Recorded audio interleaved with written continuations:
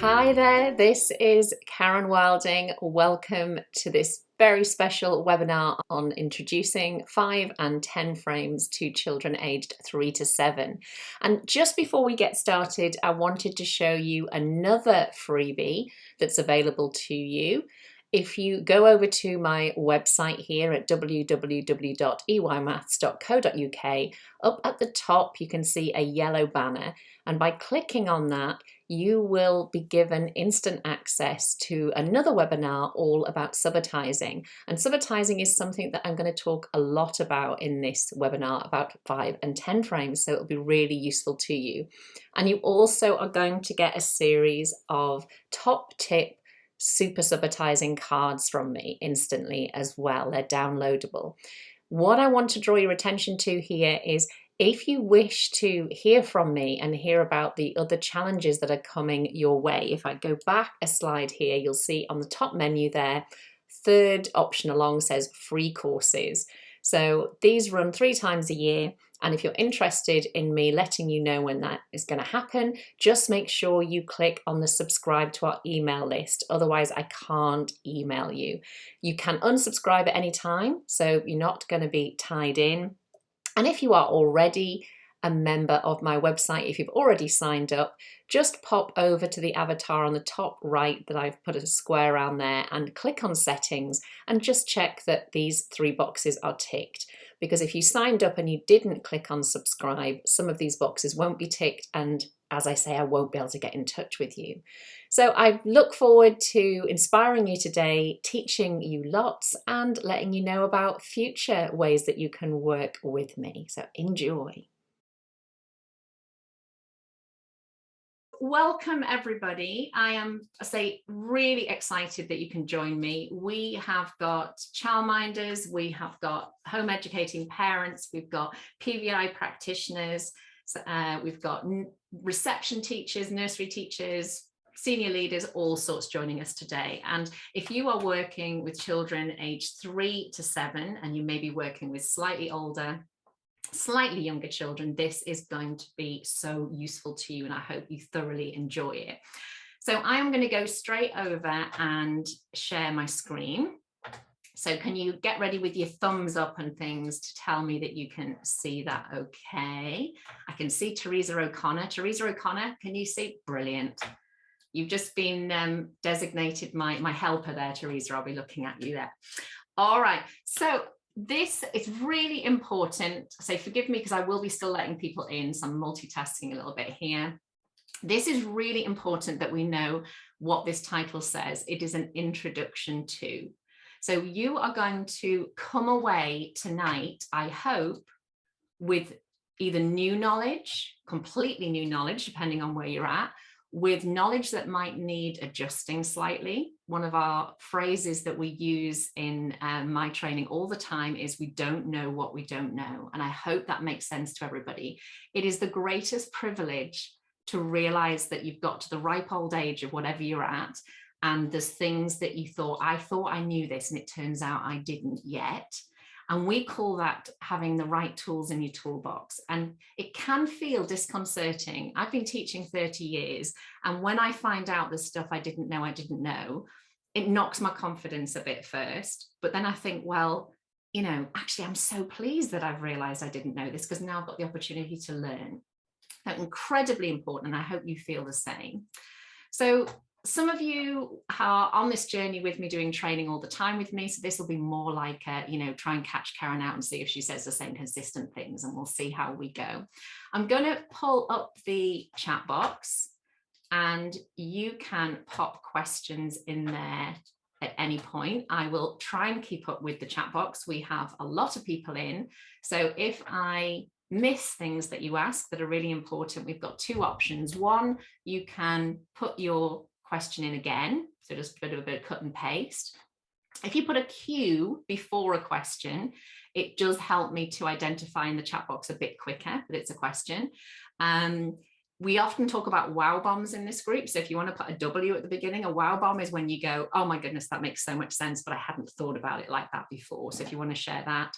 And we also, many of you will be in the Teaching Early Years Maths 3 to 5 Facebook group that I run, which is a free group to join. So you can continue conversations in that group at any time. So I hope that's all right for everybody.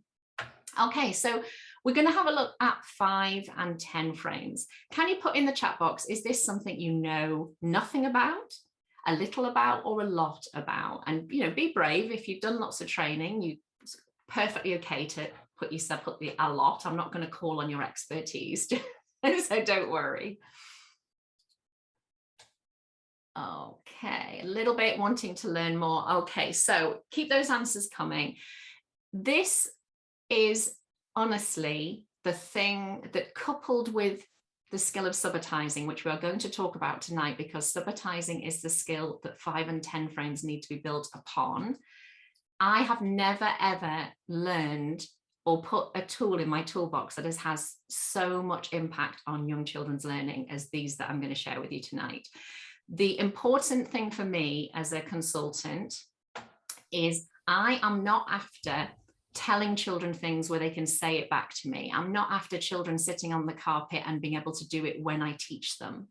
What we're looking for is children who, when they are messing around with the peas on their plate during dinner, or their bits of apple during snack time, or they're playing in their forest schools and they've got twigs or they've got stones or whatever they've got, that what we are teaching them about number and to understand number is coming out then. That's when I know I've done my job well. And that is what the practitioners who are joining us tonight will tell you. In just every single day, the wow bombs that our children are showing us in their play, in their self-initiated, and of course in our teacher-directed work as well. Okay, so the first thing I want to do is start at the end, because I'm always talking about in my work about how we need to start off with our destination, and I'm going to take you back to the beginning. So I just want you to, I'm going to give you some words to use here, but get ready to get typing in the chat box to answer the question here.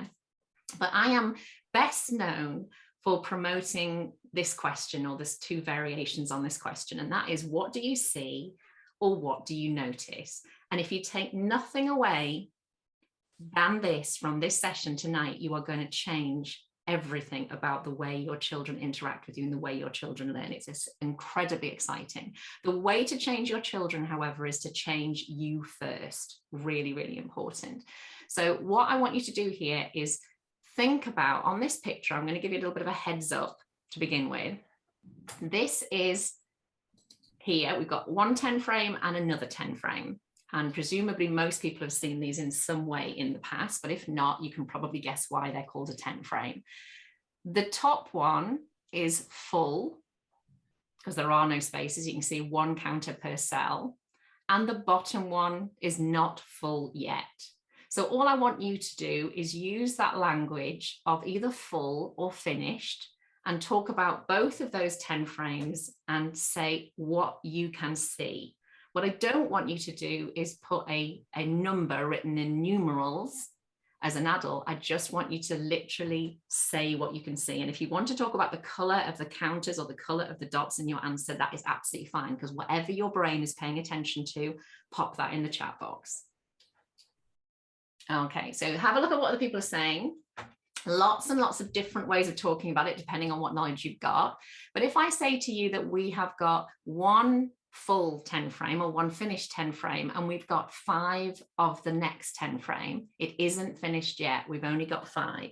And then I know I'm a little bit small on the screen at the moment, but if I write that down as 1 finished 10 frame and 5 of the next 10 frame, can you see that that's why 15 is written the way it's written? This is not what we've been taught when we were at school. And many of us, if you taught Key Stage 2, so in the UK, that's 7 to 11-year-olds, we talk about 1 in the 10s column and 5 in the 1s column, or 5 in the units column in the past. And you think that doesn't help us to create an image of what this number looks like. So when you've got this number here, either said 15, or we talk about writing it using numerals, what is on your screen there is helping you understand that that 1 means a whole group of 10, completely finished 10 frame. And this 5 is 5 of another 10 frame. It's exactly the same thing. It's another 10 frame, but it's only got 5 on it. Can you see here that that is what we call a much less significant digit? 1 is worth a lot less than 5, but actually it's what it represents that really counts. Can you see if you look back at the image on the screen, can you see that you would need to add some more to finish the next group of 10? And as an adult, you will know you need 5 more. Yeah, and that is what we're starting to look at here. So if, for example, if I come off the share for a moment, again, as I say, we're starting kind of at the end and working backwards here. If I wrote down this number here, which we know in English is 27, can you draw in front of you? You don't have to fill them in, but think about what I've just shown you. How many full 10 frames would you have to draw? And what would this look like? And I'm going to draw something on the board in a moment, which hopefully will look similar to what you've drawn. But I'm just looking here, making sure that yes, it is recording. I was having a bit of paranoia there about not recording.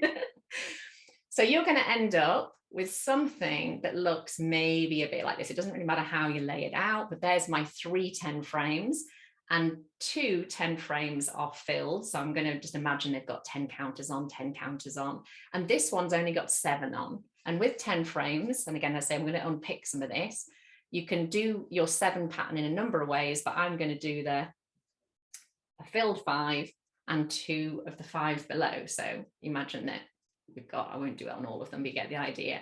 So when I see that number, I think 2 finished groups of 10, and this is part of a group of 10, but it's only 7 of those 10.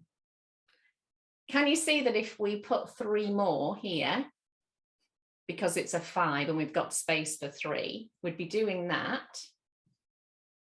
How would you describe now, again, put it in the chat box, and maybe if you know all this stuff already, hold back a little bit, it's up to you. How would you describe now that that one is filled and that one is filled and that one is filled?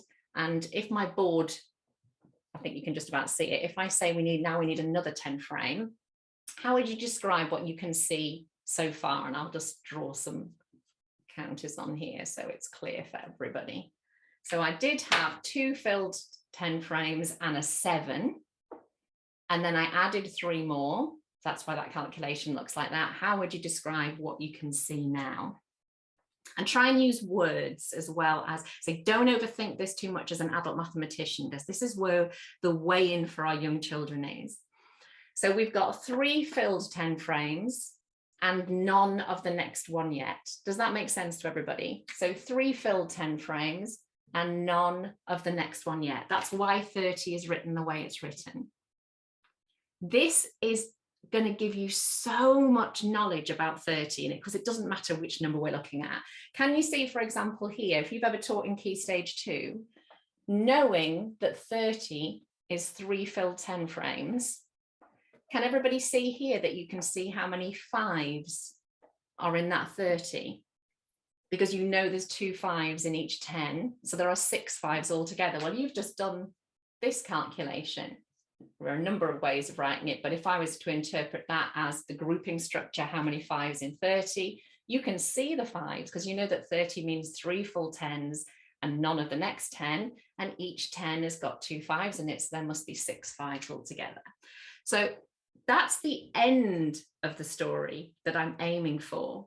And we need to go back to the beginning now to look at what that looks like with our 3-year-olds and our 4-year-olds and our 5-year-olds. And it's not really about their age. Of course, developmentally, we have to think about our children's age. But if you meet a 7-year-old who hasn't had what I'm going to give you, they still need it. If you meet a 37-year-old or a 57-year-old who hasn't had this, they need it. Yeah, they probably will advance through those stages more quickly, but they need to go right back to the start. So can you pop in the chat box? So let a few more people in. Have you already, I'm hoping, had a wow bomb, if you've not seen this already, and thought, do you know what? If you look, for example, at 30 and I say to you, how many 5s can you see in 30? Can you see that if you only know it as digits, there are no 5s in 30? Doesn't matter how long you stare at it. The only option would be you'd have to remember what someone had told you. Or you might have a teacher who starts counting in 5s on their fingers and you're thinking, why are they doing that? Because you haven't got this image in your mind. The lurcher is trying to get in the room, everybody. I'll definitely edit that bit out if he comes in. So have a look there. So let's rub this off. Everything I'm going to show you for your very, very youngest learners is going to transform totally their progress in maths forever, and in ways that will feel so simple you'll think this can't be as good as it sounds, but believe me, it really is. So I'm going to go back to sharing my screen again, and I have put together a document for you, which I'm going to gradually reveal. If it's useful to you, I'm going to make this available. It's something that I've been playing with today, and even my monthly members who are on the call tonight have not seen this. So I'm just going to make that a little bit bigger. All right, so you looked at that one. Okay, in the chat box again now. So what, I'm going to say it the way we say it to children. So what do you see? And we might supplement that with, and how do you see it? And we have to be careful not using that too quickly, because the children say things like with my eyes. And what we really mean is, how are you looking at it? So describe it again in finished or full tens, and then not finished yet tens, and use that language in your answer. Again, don't go straight for numerals or digits. Think about describing what you see. So what we got people saying in the chat box is they never thought of showing the next 10 frame that hasn't got any on yet. And that again makes so much sense once you get to 10 frames and you create your unit of 100. When you get to that stage with children, showing them that we start with another 10 frame to start that second lot of 100, and maybe hopefully that makes sense to people. So we've got there a finished 10 frame, or a finished 10, or a finished group of 10, however you want to talk about it. And we've got 4 of the next 10. Now there are things our children need to learn before they will understand that this is a 10 and this is a 4. Don't forget we're starting at the end here. Can you see that the 4 is not the same as the 5? Even if you didn't know what number it was yet, you can see there that we've got a gap at the end that we didn't have with the other one. Now the reason I'm showing you this number is because you will hear an awful lot, regardless of where you are in the world. If you're speaking English at any point in your job, you will hear that our teen numbers are a big pain and really tricky and very difficult. I do not agree. I was fed that all the way through my teaching career. It's only a problem if you start with the words. And because 14 is just in English, I know the word isn't that important. What is important about this number, because this number is this number all around the world, it is 1 finished group of 10 and it is 4 of the next 10. And those of you who speak more than one language, you can just mentally now imagine calling that by the number name that you would call it. Its name isn't important. If I wasn't Karen, I'd still be me. What I am, what I'm called, what I am is more important. So here, my children are learning to see a finished 10 and 4 of the next 10, and then they learn that it's got a name. And because they've learned other numbers have got names before this, that isn't a big deal to them. And when they hear 14 in the future, they don't want to write a 4 first, because they know that's not what they're picturing. They're picturing this number 14 has come about in their understanding as being a finished 10 and 4 of the next 10. And of course, words like 13, we know don't even sound like 3. So don't let anyone tell you these teen numbers need to be so tricky. And those of you, if anybody speaks Italian in this group, that switches over halfway through. I mean, blimey, English wouldn't even win the competition for the most complicated one, but the words are not important. Let's have a look at this one here. So I'm not going to ask you again because of time, but if you wrote this one down, if we would say it's a finished group of 10, and that one's nearly finished, but there's 1 missing. Now in time, they're going to learn that number with 1 missing is called 9. And again, don't forget, we're starting at the beginning here, at the end rather, and then we're going to work backwards. Look at that number there. That digit is so much more significant than that digit. If you've got a 1-year-old baby in your household and you've got a 9-year-old brother or sister, you know that the 9-year-old brother or sister is the older one. They kind of, they're more important, they're bigger and all sorts. It's really hard to understand that that's worth more than that. But our children are going to need to know that. Not when they're 5, but we need to lay the foundations correctly. So our children are going to understand, because of what we're going to do, that this means a finished group of 10, and I'm picturing what's on the screen there, and this is 9 of the next 10. And when I add one more, so I'm not even going to do it as a calculation, but if I just put one more counter on that screen, can you see we would have 2 finished 10s and none of the next 10 yet? And I've got an empty 10 frame below. That's why 20 is written the way it is. How strange is it when you're trying to understand the number system that place value, which is what we're talking about here, place value turns that number, a 1 and a 9, into a 2 and a 0 when you add 1. Can you look at that from the point of view as logic and go, oh my goodness, that doesn't make sense? And yet it does, of course, if you've got what we call the concept images to connect it to. So these words that I'm using there, concept is about what we understand. An image is, of course, what we can picture. And if we want our children to understand number in what we call its cardinal sense, and cardinal just means the how many-ness. And I'm not going to go into this too much today because, as you can imagine, there is a lot to tell you about learning number and we can't do it in an hour. But the how many-ness of something is numbers cardinality. Numbers don't have to be about how many. But when we are dealing with understanding that 19 can be 19 things, so cardinal, we need to be able to picture that. That way, if I say to you, can you imagine how many, or can you see how many groups of 5 are in 19? Can you see that there's 3 finished groups of 5 and then there's only 4 of the next 5? That's going to be so useful to you when you're in Key Stage 2. That's exactly the kind of knowledge, that you're going to need to draw on. So, okay, so if we move on, just pop in the chat box. Everybody okay with that so far? Because we're going to go backwards and we're going to start at the beginning. And time is ticking away already. So really, okay, so thumbs up. Remember, if there's anything you want to ask, you just need to pop something in there. And if I miss it, you can always politely shout at me and unmute yourself. Okay, these are important messages. Please remember as we go through this, that if I could teach you everything you needed to know about number sense from 3 to 7-year-olds in an hour, I'd charge a fortune. Okay, because it doesn't work like that in any part of life. If you're going to learn to do anything really well, you need to get it, which is what today is designed to do. And then you need to really dig in and come and do, learning for a long time. So as I say, I want you to come out of today's session with lots of questions, because that shows that we're starting to really process this. All right, so a few key messages, particularly in line with those of you who saw my fit that I had about an article that was shared by Cozy on Twitter just over a week ago. I am so passionate about this stuff, and it has so much potential to serve our children well that I need to react when I see things that it is going to potentially harm our children, but without meaning to. However, we've got to be really clear about this.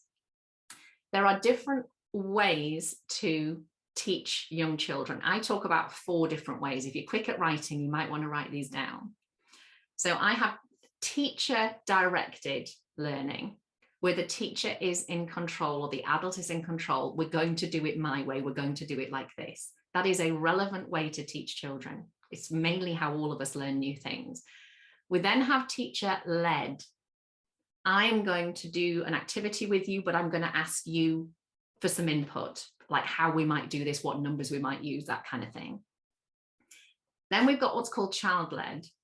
The child chooses the activity, but invites the adult to learn alongside them, usually because they know you know more and you're going to, well, I've realized I have to put teacher there. Let me just get rid of one of those. They know you know more, so they're kind of looking for your input. Then we have child initiated, which is where you are not invited to that party. It is their learning with other children or on their own. And our job is incredibly important because we observe what they're doing. We think, how could we have facilitated this better? How could we have provided more equipment? How could we pick up on what they're doing in our next teacher directed session? Now, these are things, again, that I can tell you a lot more about, but not today. But what I did want to mention is if, for example, you have got a 10 frame made of some trellis, as in garden fencing, let's picture that, and it's outside.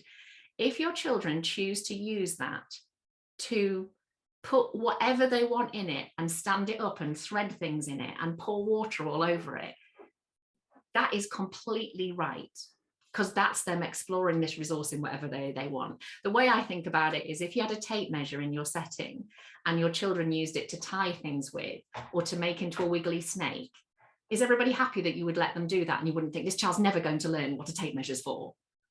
We would be chilled about this. Same with 10 frames and 5 frames.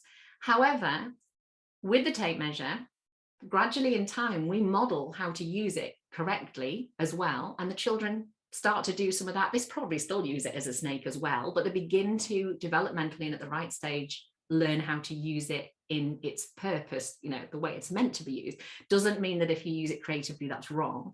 So with a 10 and a 5 frame, we need to know the rules in terms of what are we trying to get children to understand. Something I do want you to write down here, it's really important, is we are never trying to teach our children how to use 5 and 10 frames. That is not our goal. We are trying to teach, or we are aiming to teach our children to have number sense. We are aiming to teach our children to be able to solve problems with numbers in meaningful ways. And one of the best tools to do that with the base 10 system that humans use is using 5 and 10 frames. So if I show you that on the board, this is again so important in all the training we do. We are aiming for understanding and application. And one of the tools to get us there, or that's, you know, it's variations of the same tool, are 5 and 10 frames. But there is no point in aiming to teach children to use 5 and 10 frames, because you know, that's like, you know, I don't know, learning to use a knife but never actually cutting up any food with it. It's like, you know, you've got to use the tools for its end. So we need both. Really important message. When you are teaching a 5 or 10 frame, the rule is one cell, as in one box, one item. Now you will find that children instinctively tend to do this in their play anyway, so it's something interesting to watch out for. We start with 5 frames. 2 5 frames equal a 10 frame. It isn't, however, about 5 things. It's more about, I'm going to go into this with you in a moment, but it's more about something being filled and not filled, which I've already touched on. Something that very young children understand very well, something finished, not finished, filled, not filled. The foundation of using 5 and 10 frames is subitizing. You should never be counting on a 10 frame or a 5 frame. That is a big message, and it will be a shock for some people listening, because it's not a message that's talked about a lot. If you count onto a 10 frame, you are going against what a 10 frame is for. A 10 frame is about recognizing patterns and negating, and you need to count. It's much, much quicker and much better. If I can just show you here, this is again what we're aiming for. Don't forget, there's lots of steps that lead to this, but hopefully you can see mine there. When I, and this will take me right up into key stage 2, but when I can reason that is called number 8 in English, and my reasoning, many reasons. One is I can see the 2 4s, and I know it's 8. You might see them like this or like this. You also can see there's 2 spaces not filled yet. That tells you that 8 is always 2 fewer than 10. And that relationship, it continues to be really important, particularly with things like 8 times tables and so forth. So that pattern is incredibly important. Can you see there that you've not only understanding 8, but you're understanding the numbers in 8 as well? If you counted those out, one, there isn't really a point, because what we're teaching you is what 8 looks like. So you can think it's always going to be the number, as I say, with 2 gaps. You can either lay it out like that or lay it out like that. Same properties, but different ways of looking at it. But if you start counting them, you lose the sense of the whole. And also, you know, I know I've just said it, but this idea about there's no point. The point is that you have this instant recognition of the pattern, but there are lots of steps to take you. So the patterns need to be taught. Okay, really important. So I said this is going to feel like a bit of a fly through tonight, but all the information you need is available from me, you know, into other parts of training, which I will show you. All right, lots of people can see. All right, so this, have a look at the top of the screen here, because this is the end that I've just shown you. And below this, I've hidden it, are steps leading towards this. So when you get to the point where your children which is way beyond what reception need to do and is exactly what year ones and year twos need to be moving towards doing, is this idea that 15, in the case of those images at the top, look at how much information you're getting from 15. So much more than if it was just written as a 1 and a 5 or said as a word. We've gone and used this, what do you notice, what do you see? And that's going to be incredibly important. So what I'm going to do with you now, and as I say, I can give you this as a handout, but you need to make sure you understand what is happening more than the handout itself, of course. So if I move that up slightly, okay, so have a look at the bottom. I know it's not the biggest, but have a little look down here. We have got all of this is happening at the same time. And again, I say I've got training for you to unpick this more, but this is at the nursery stage. So these are our 3 and 4 year olds. And here, if I make this a little bit bigger so you can see better, these are things to say you can come and learn with me. This is linked to, I've got a self-registration webinar that is available on the website at the moment. And here the children are coming in the morning and they're putting their faces in a 5 frame to show who's here. So look at the very bottom one here. You can see 3 children have come in and put their faces in the 5 frame. They haven't just randomly put them in. They put them in starting at the left and working to the right, or you could start at the right and work to the left. Depends on the orientation of the culture you're in. But don't put children's faces just randomly with gaps, because what you're trying to do is look at what the 3 looks like in relation to the 5. At this stage, despite what I've just said, yes, it's called a 5 frame, but we're not focusing on how many. We're focusing on the fact that another child can come along and put their face on this because there's a space. And then another child can come along and put their face on a space because there's space to do that. And the children will start to talk to you about what they can see and is there room or isn't there room, because these are things they understand from a very, very young age. At the same time as this is happening, as I say, if you look there, there is a whole webinar on how to do this. And the people who are on tonight, who are in my impact membership, the things they have achieved literally from day 1, even though some of them thought, I don't know if it's going to work straight away, literally from day 1, the difference to the children was just remarkable and amazing stories. If we go over to this side, nearly revealing things I shouldn't, go over here. At the same time, and if you've done the super subitizing challenge with me, the free challenge, you will have done this. And I've got another free challenge coming up in January. Again, just go to the website. You can find all these things and sign up there. What we are looking at is developing what we call perceptual subitizing of numbers 1 to 3. So 1, 2, and 3. And children have a natural ability to see 3 things linked to the human face. When children are babies, the idea of the human eyes and probably the mouth, they've got a predisposition to look for that 3-ness because it keeps them alive. The thing we've got to get our heads around as adults is it's not called 3 in their head, because that's a man-made label, and it isn't the digit 3, because again, these are human creations. But the idea of that pattern being in their mind, and right from the start, we've got evidence that is certainly true. Can you see here, we've got 2 pebbles and we've got 1 pebble, and the 2 pebbles don't look the same as the 3 pebbles, and the 1 pebble looks different than the 2 pebbles. But we've also got the idea that that's, I don't know if you can see my pointer, but if you look at the 2 pebbles, the one above, we've got 1 pebble and we've got 1 pebble. And what we'll often say is, let's add another 1. So we're referring to them as ones. So therefore, in that group of 2, you've got a 1 and a 1. In that group of 3, you've got a 1 and a 1 and a 1. And again, don't forget, this isn't a session about teaching you how to teach subitizing, but it's more just showing how, when you know about subitizing, how this fits in. So we do a lot of work in the challenges that I run and the training that I offer on how to get your children to notice in real life things with what we call a low cognitive load. And a low cognitive load means there's not a lot to distract you. So you can start to notice the amounts. So here I've used pebbles, and in nature, you need to look for things that are similar size, similar color, and similar shape. If you put a load of pebbles down that are beautiful, but all different colors and all different sizes and shapes, that is a wonderful activity to do, but your children are not going to be noticing how many.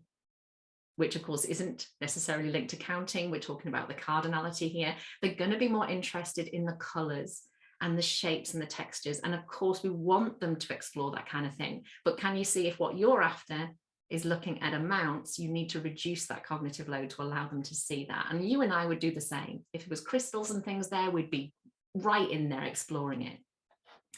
You can then use man-made things such as counters. I would avoid things like bears and dinosaurs and all sorts. Eventually, we're going to do that. But if you put 3 dinosaurs down, it's the dinosaurs that are interesting. It's not the how many-ness of the dinosaurs. And then we're there trying to count them, and they can't see the quantity in the way that eventually they will, because of what we're doing with them here. So when you use man-made things such as counters, go for something that is identical color, identical shape, identical size. You could even say quite boring, because what you are trying to do is make the maths visible. Do we want them in the end to be able to see 5 dinosaurs that are bright colors and all different shapes and everything and know there's 5? Absolutely. But you get to that point when your brain has had lots of opportunities. So for example, with 5 children that we're working with here, they start to recognize there's 5 because they can see a 3 and a 2 in it. And they're going to be able to see that with those dinosaurs, but not initially. So this goes against a lot of what we've been taught, make our classrooms full of, the compare bears and all these exciting things and sea animals and so forth. Nothing wrong with those things, but you're not going to make the maths visible. We'll work towards that. So I hope that makes sense. So the next bit of the journey, so this, if you wanted to kind of say, well, when does this happen? Ideally, what I'm showing you down here, so I've just made it too big now, is around nursery. But if your children haven't had this experience, they need these experiences first. You can't miss them out. So the next bit up is, we've started at the bottom here. So can you see what I've changed here is these children were dealing with 5 frames. This one, if you can see, there's 2 and 2 and 3. I meant to put only 1 in that one. I will change it. So just imagine that's only got 1 in that first 5 frame. What we're starting to do is your children have been interacting. If you look at the bottom 5 frame where there's 3 children in it, they're much more interested in their faces and their positions, but they're beginning to take in this idea of when is it filled and when isn't it. On the right-hand side of the screen, you have been actively teaching them to recognize 2 things, 1 thing, 3 things, and so forth. And all we're doing now is saying, what does 1 thing, 2 things, and 3 things look like on the frame that we were using for our self-registration? And of course, you and I can see on the top example there, 3 counters leave us with 2 gaps, just like 3 faces left us with 2 gaps. And we start to help them make these connections.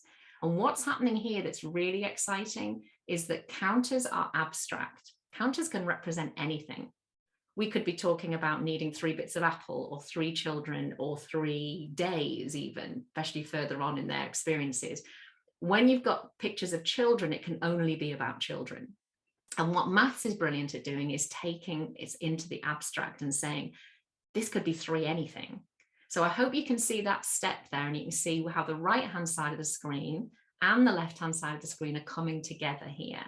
So we are, we're running these sorts of experiences around our children. And again, as I say, there's so much more to share with you. So can you see there that we've got 1, 2, and 3 on the other side as well? And what I've also got here on the left, our children have learned that that's 3. Now, that's not a difficult amount to see. As I say, I know it's orientated slightly differently, but they've got this kind of inbuilt way of recognizing that. And in time, they'll learn to call it 3, just like they learn to call a banana. It's just a label. Can you see on the other side, that's also 3. But what's happened is I've moved this counter away from the other 2. And we do a lot of this where we push it backwards and forwards and say, oh, look, there's a 2 and a 1. Because they know what a 2 and a 1 looks like. And I push it back again and say, oh, look, so that 2 and that 1 are in the 3. And then we can pull it apart and get a 1 and a 1 and a 1.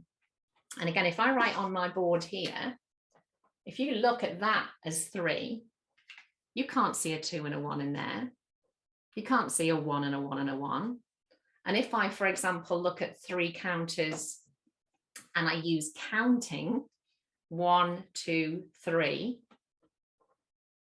there was 1, 2 there, but it was this counter. It wasn't 2 of the counters. And I only said 1 once, and yet actually there are 3 ones.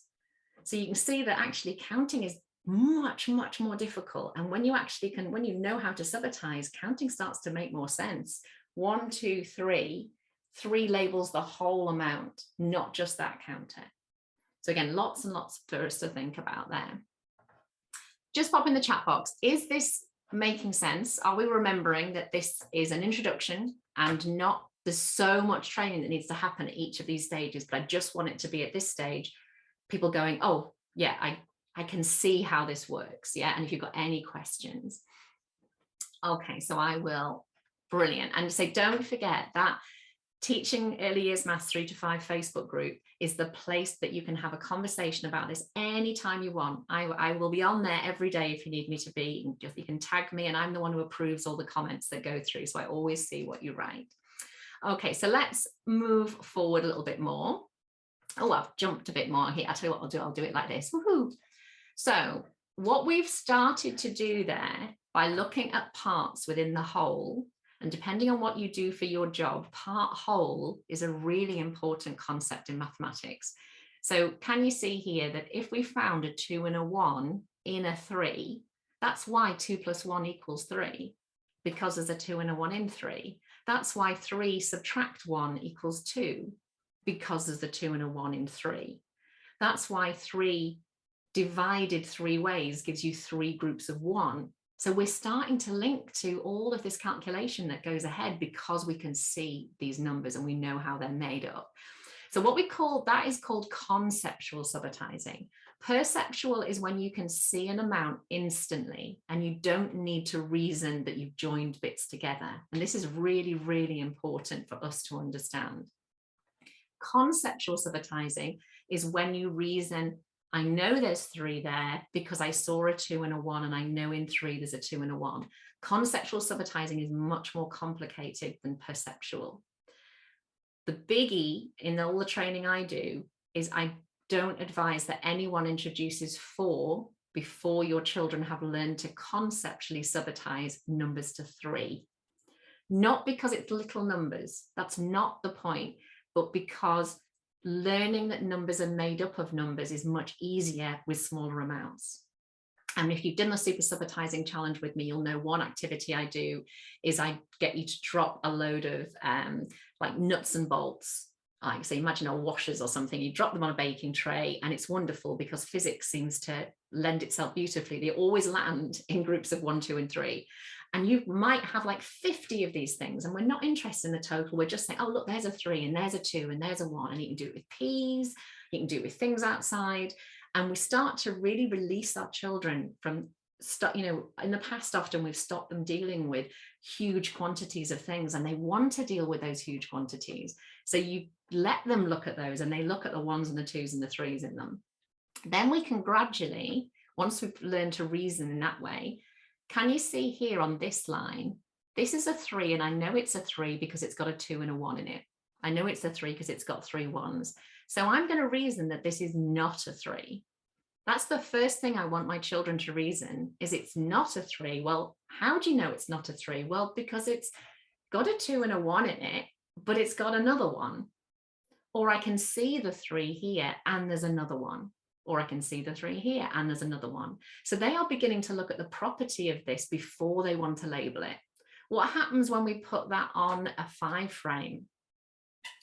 So when we put this amount on a 5 frame, look, we know what a 3 looks like. Look, it's 1 more than a 3. It only leaves us with 1 space.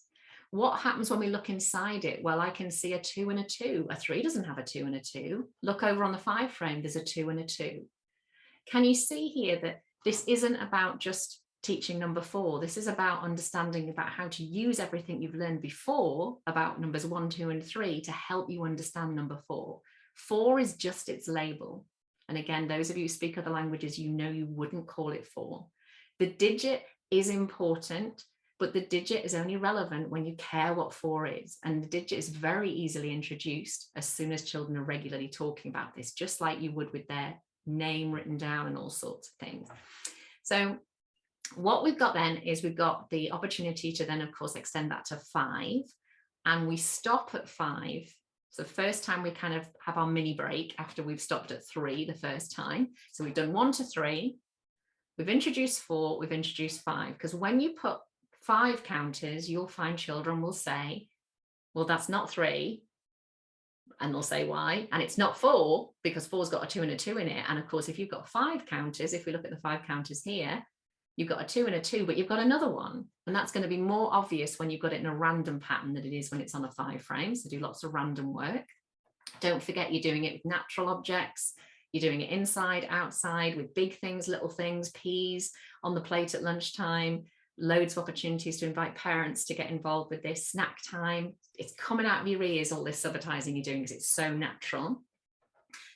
Here we have filled our 5 frames. So we are linking right back then to what happened here with the self-registration, and is still happening because we self-register all year. And there are ways in the self-registration webinar that I show you how to increase the challenge level there if you want to. But this idea that it is full, so we've filled a 5 frame. A thing that's really important to mention at this stage is your knowledge is that 2 5 frames equal a 10 frame. That is true, but that is not important to children yet. When a child fills a 5 frame, just give them another 5 frame. They will know that if this child arrives, they'll say there's no space. They might even be a bit mean and say there's no space, you can't come on this one. And of course we say, well, let's, hopefully one child might say, let's get another 5 frame. Don't try and push them towards 2 5s being equal to 10 yet, because that's not a relevant piece of learning. We know it's going to be, but again, it's like hold your horses on that one. All right, so everything making sense so far, everybody? We okay? Because we're getting near the top now. If I can move it up a bit more. Woohoo. So here, we're getting to the point now, very exciting stuff, where because we've filled a 5, I go back to mine here, let's get rid of everything else that's not relevant. So we've got to that stage where we filled a 5 and we've got another counter. And of course, this is the same principle as that's going to apply when we start to use 10s as our units, but it's, we won't get to that just yet. So we can't just put that there. So what we're going to do is we're used to getting another 5 frame, and we're going to introduce the idea that actually 2 5 frames in maths can be put together to create a group that we call 10. And again, the name is fairly irrelevant at the moment, but the idea, they already understand that we're creating what we would call in maths units. This is what's called unitizing. And you can see if this is the finished unit, it's not finished yet. So I'm going to take this extra one and I'm going to put it here. So I can reason this number, what this number isn't. I know it's not 2. I know it's not 3 because I know what's in those. I know it's not 5. I know it's 1 more than 5. And its name is 6, and only in English. What can we see in 6? They can look for the parts. We can take it off the 10 frame. Often much easier to see what you can do with a number when it's not on a 10 frame. So you can pull it apart. Look, we can find a 3 and a 2 and a 1. Don't forget that it's not just 2 ways of pulling a number apart. Be careful of your part-whole cherry models that only show you pulling numbers into 2 parts, otherwise they'll never learn division. We could look, we could have some groups of 2, we could have 6 groups of 1. This links to factors and prime numbers later in Key Stage 2. But the really exciting thing is, as well as us having this pattern of 6, we have the pattern of 6 that you're probably dying to do because it's the one you've seen the most and it kind of sits nicely in your brain, is we can fill our 10 frame instead. If I take them all off, we can fill our 10 frame using the 2s pattern. And of course, all the properties of 6 are still there. If you saw a 5 and a 1 before, that 5 and a 1 are still in there. You might have to look a bit more carefully to see them. If you saw a 2 and a 2 and a 1 and a 1, they're still in there. But suddenly this pattern is helping us see the divisibility of 6. We know later on this is going to really help them understand the 2 equal groups of 3, also things like the 4 and the 2 and the 3 2s and so forth. One thing I'll mention at this stage, which again, don't forget, this is not 10s frame training per se, it's an introduction, is when you as an adult fill a 10 frame, you can even pretend in front of you now, you will not be able to stop yourself from saying numbers in your head, counting. So the minute your hand goes down, you probably won't say it out loud because you're an adult, but you will count in your head. And this is a massive issue because your children who can count will count. And we don't want them to, because we don't want them to associate this with, I need to count to find out how many, because they don't. They can see how many. So the technique I use with children, it sounds strange, but works well, and lots of people will second me in the chat box here, is we teach them a little song. Now, preferably a song they already know, and preferably one that isn't going to drive you bonkers, because you're going to hear this a lot. So they start singing their little song when they're putting their counters down. And because they're singing a little song, they can put their counters down, but they won't be counting. And when I used to train adults in person, I used to get them to talk about what they had for lunch, because adults otherwise would count. So they'd be saying, oh, well, you know, I brought a tuna salad, and then I saw the crisps, and I just ate the crisps, and then I ate the sausage rolls, and I didn't go near the tuna salad. I'd find out so much about people you wouldn't believe. But can you see there that because I was talking about tuna salad, I wasn't counting, and I've got my 6 there, and it's about its relationship with 10. It's about what's in that 6 that really counts here. So at this stage, we need to expose our children to both ways of seeing amounts. So if I show you one more example here, I'm going to deliberately take them off because it's quite an important process. I won't talk about tuna salads this time because people might not have had their dinner, but I want to know what this amount looks like on a 10 frame. So one thing we could, in fact, let's break off and you can do a little bit of chat box here. Just look at that amount. I'm going to move it up a little bit because it's not very clear. Can you have a look and tell me what can you see and how can you see it? So look at the groups you can see and pop in the chat box, not the total number, but you might show your children this. What are you looking at? What kind of chunks can you see? Okay, so lots. And the lovely thing is what you're all doing is you can say, now look again and see it in a different way. So if I said to you, I can see a 2 and a 2 and a 2 and a 2, or some might say, oh, I looked at that 4 first, and then there was a 2 there and a 1 and a 1 there. There's so many different ways of seeing it. But I want to know what this looks like on here. I don't need to know how many this is, but I am going to just chat away so you know I'm not counting, and I'll do that one thing per cell. So that's what that looks like. Well, however many that was, it's 2 fewer than 10, or 2 fewer than a finished group. It's a full 5, and it's 3 of the next 5.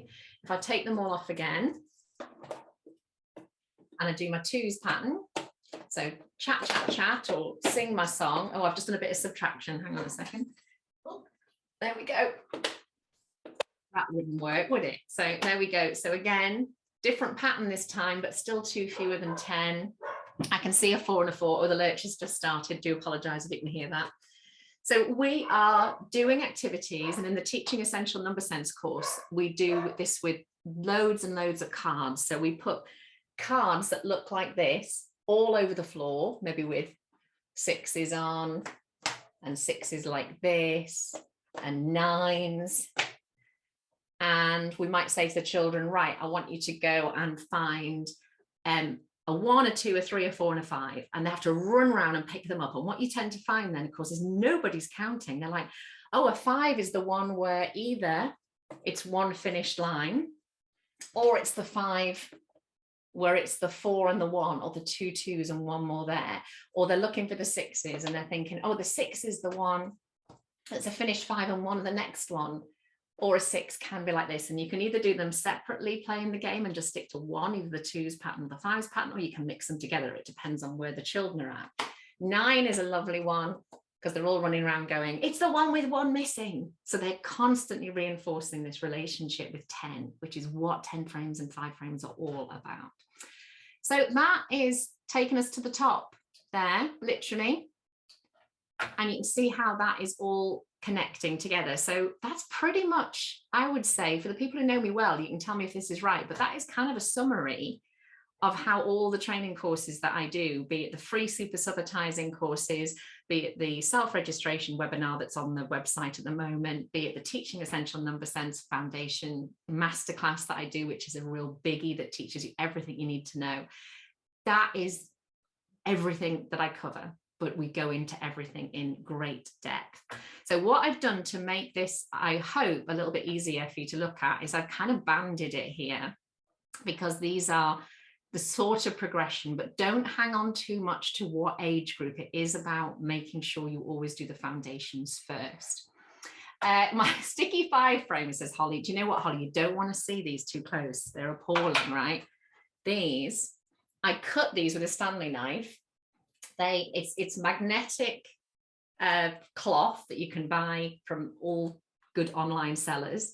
And I cut them out with a Stanley knife. And I would say, if you're going to do that, make sure your Stanley knife's really, really strong, sharp, but they do flex a bit. So yeah, I made them myself. We do need to get somebody to make them, but if you looked at them closely, they're really wobbly.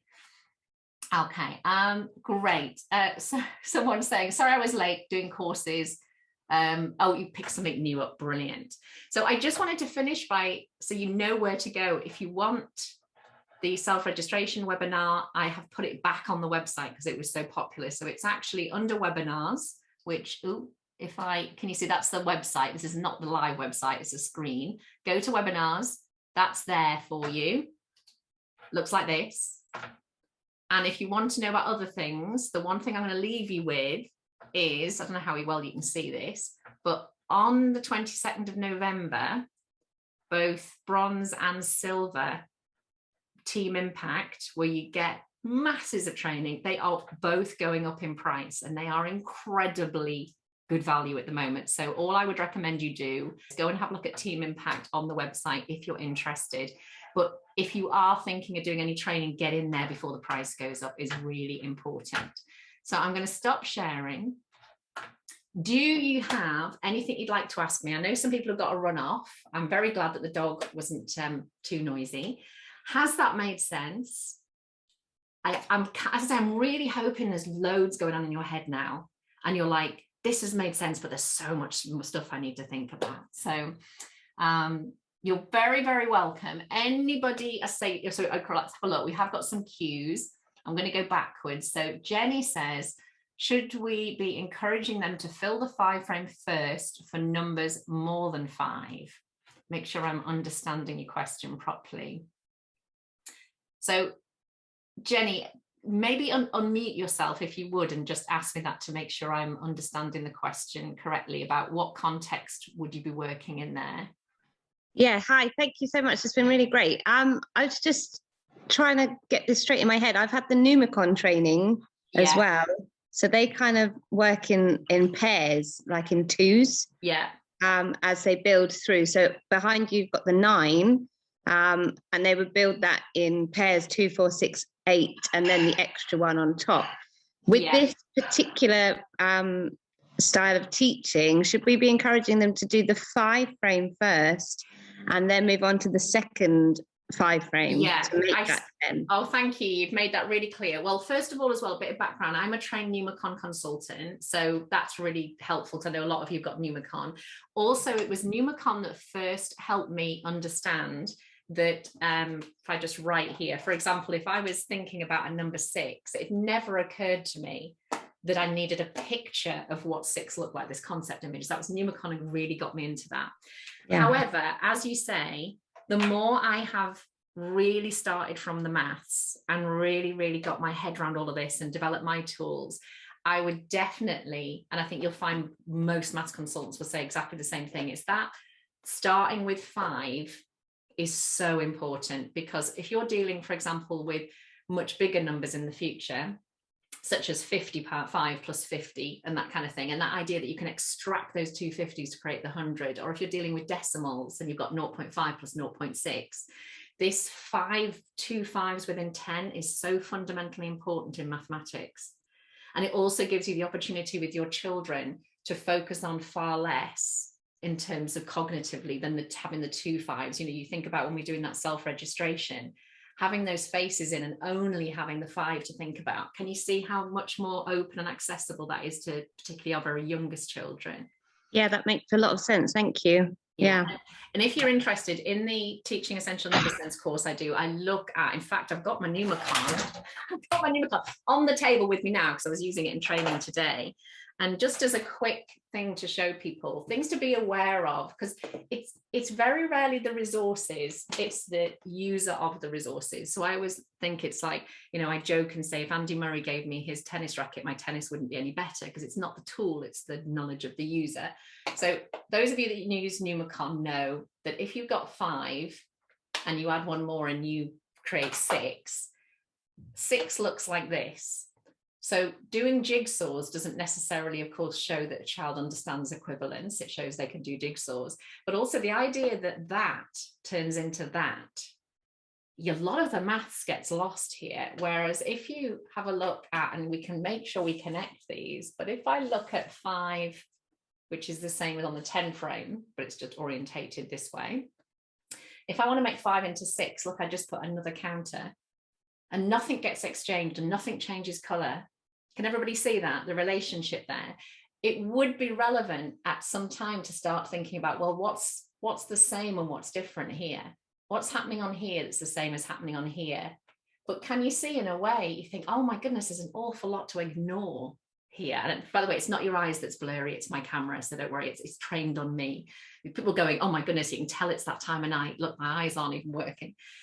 So can you see there that we must be so careful? Because I certainly, when I look back at my past, I got so caught up in my aim being using the equipment, whether it's a rec and rec, which of course is what everybody's very concerned with at the moment, you know, or a 10 frame or a 5 frame. Our aim is never, ever to get them to use that. Our aim is to get them to understand numbers using that as a resource. So, and again, I hope that's helpful. But thank you, Jenny. That was such a great question. I'll scoot back. Ask me now if anybody, I'm very happy to stay on, if anybody's got anything they want to ask. Just getting back here. Do you want to, if there was any questions I missed, you know, pop it in the chat box or unmute yourself. So got Amy says, can you even not count using them as a 3-year-old? I use 5 frames for self-registration and we count how many children are present and absent. I mean, I wouldn't, Amy, because learning to count is so hard and also very, very confusing. I don't know where you are with your training with me, but when you put 1 down and say 1 child, or, you know, you've got the children down like this on your 5 frame and you say 1, 2, 3, the child is learning that this one's called 1 and this one's called 2 and this one's called 3.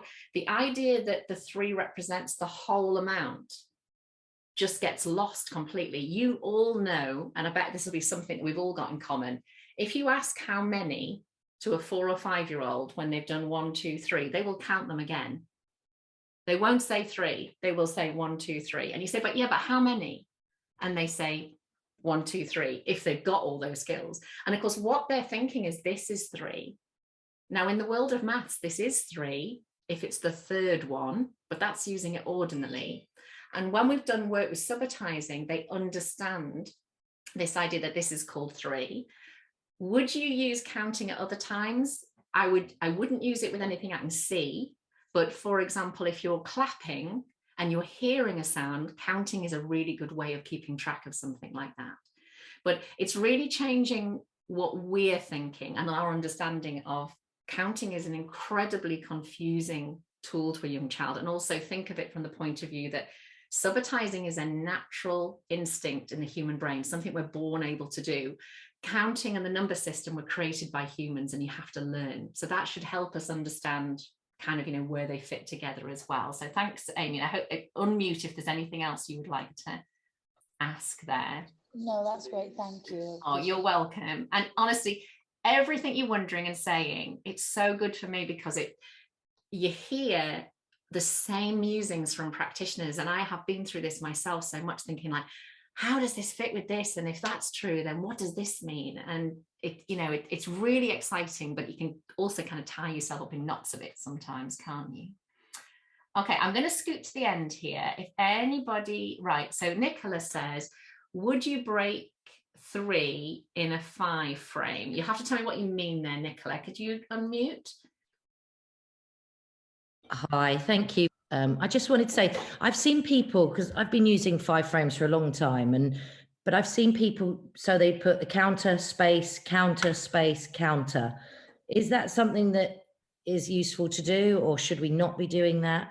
No, I would say, and I think this again is a really, really good question. And the main thing is to say, if a child was playing with this and they did that, yeah, that is completely fine. Thinking about what we said right at the beginning. Yeah.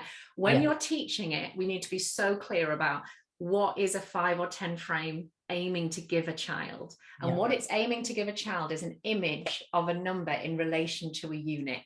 Okay. And the unit is, of course, what we know is called a 5. Yeah. So when I see that, and I think, for example, on Jack Hartman's videos, Hartman does it. That's right. He does it all the time. There's things about Jack's stuff that is, you can see would fit perfectly, you know, and he makes it. And as long as the children aren't just singing along, as long as they're seeing what's happening, wonderful. But you do see, can you see, I mean, exactly when you go to the 10 and you see this sort of thing, and you think, if you want a child to see there's 2 2s in 4, that is brilliant, but don't do it on a 10 frame or a 5 frame, because that's not what they're for.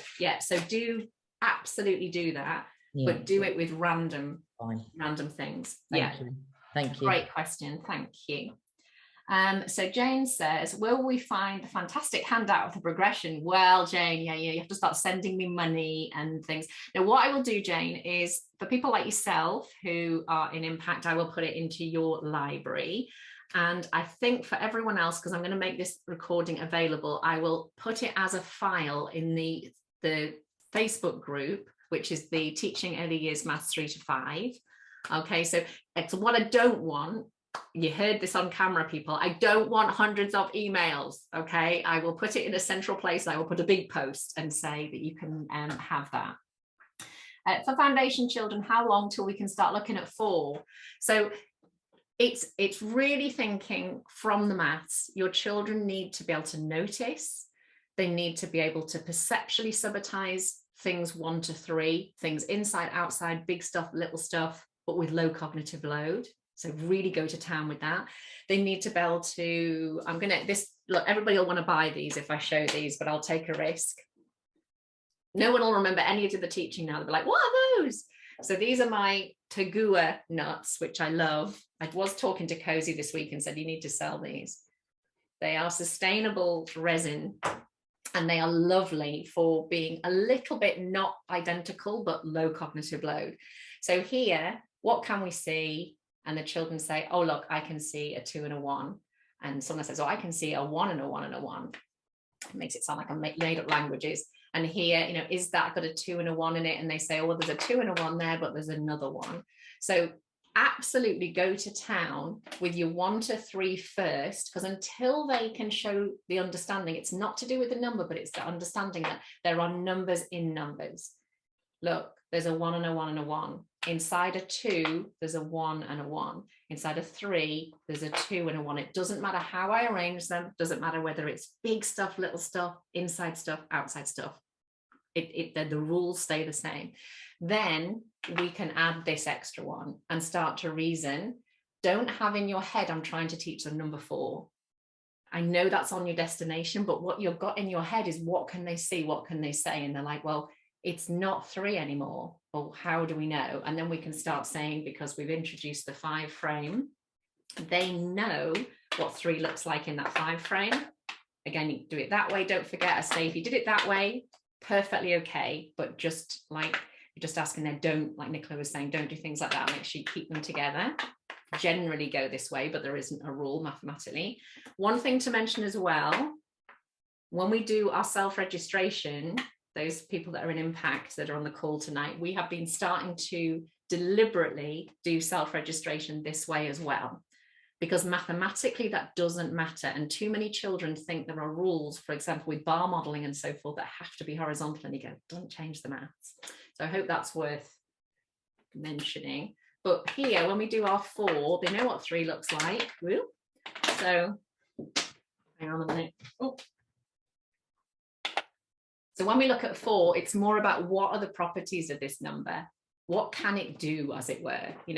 What can you say about it? What's it got in it? Take it off the 5 frame, put it on the 5 frame, its relationship with the finished group. So it's really getting to grips with that. And then we're just labeling it 4, just happens to be what it's called.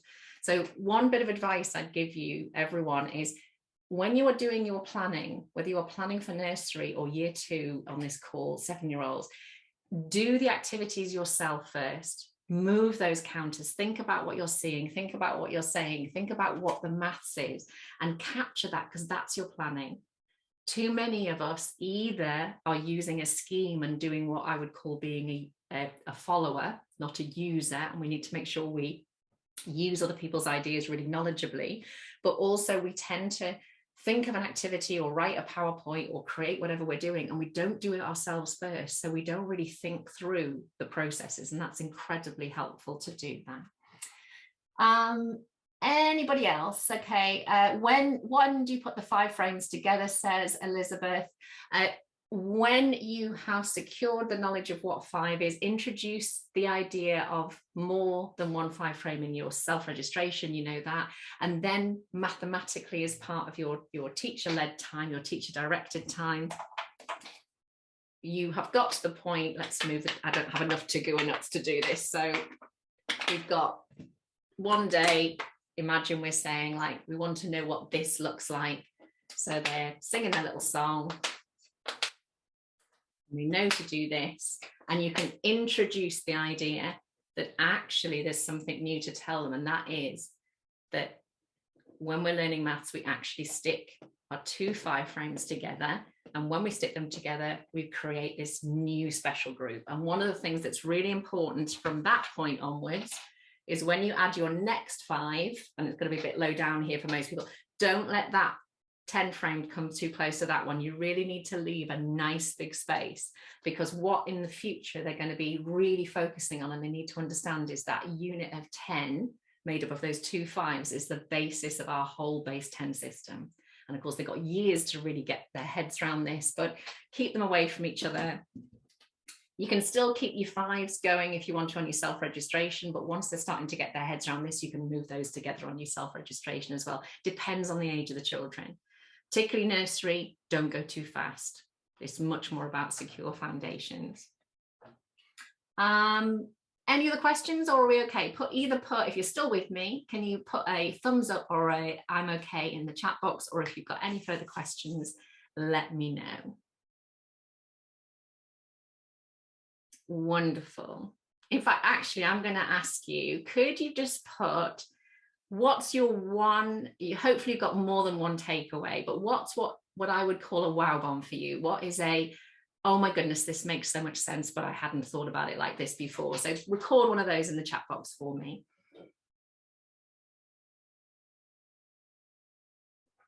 And well done, everybody. I know it's a Thursday and it's all different times depending on where you're joining us from, but I'm so grateful for you joining me and giving me your time. So we always say, we call it just one thing, because that's how tired brains work really well, is take just one thing away from this meeting, act on it, see the difference, and then you will be like, oh, what's my next one thing? Don't try and do 3 things or 5 things, because tired brains end up doing nothing very well then, don't they? Brilliant. So the self-registration, so go and have a look. I've just literally put the link back to that today on the webinar on the website. So that is a great thing for you to start with if you want to do more training. Yeah, the not counting again, and understand why I'm saying what I'm saying. It's never about, you know, that consultant said we shouldn't do this, because it's really understanding is so important. Wonderful. Yeah, the 0-10 frame, like none of, so Nicola says, like the none of the next one yet. So important. Teen numbers, says Maddie. Yeah, honestly, Maddie, your life will never be the same again. Teen numbers are not difficult. It's just the way we've been teaching them. Brilliant. Yeah, so Jenny, absolutely. If you think about, you know, stare at a number 6 as long as you like as a numeral, you can't see any 2s in it. Stare at it like this. You can find those 2s, you can, you know, particularly if you take them off the 10 frame, you can move those 2s apart. You can do it in all different ways, like with stones and with flowers and with all sorts. Great. Yeah, Louise, that is a great idea. If I set up some discussions, we'll do exactly what we do on my members group, which is my paid monthly group Impact. Let's get some discussions going about what you're doing and what you're sharing. It is such a good forum for that. Brilliant. So yeah, visualizing cardinality, says Jamie. I am so pleased, everyone. Well, what I will do is I will disappear now. I'm going to make sure if my internet is rubbish, so I'm afraid uploading speed is really rubbish, but I will store this in the guides on the Teaching Early Years Maths 3 to 5 Facebook group. I may even put it onto the YouTube channel as well. So that way you can, distribute it in whatever way you see fit. So the more people that can understand what we're doing, the better, and it makes our lives so much easier. You are, oh, there you go. Louisa just popped her Twitter account as well. So have a quick look there. I'm on Twitter. I don't use Twitter a lot, but you will find me on there. And I've been on a bit more recently. I'm Instagram. I'm Early Years Maths because EYMaths was already taken, but you can find me on there as well. Brilliant. Okay, well, thank you so much, everyone. Enjoy your evening. Remember, just one thing. If you go in action, just one thing, come and talk to us on the group. You will move mountains, I promise. All right. Take care, everybody. And I will see you in the group.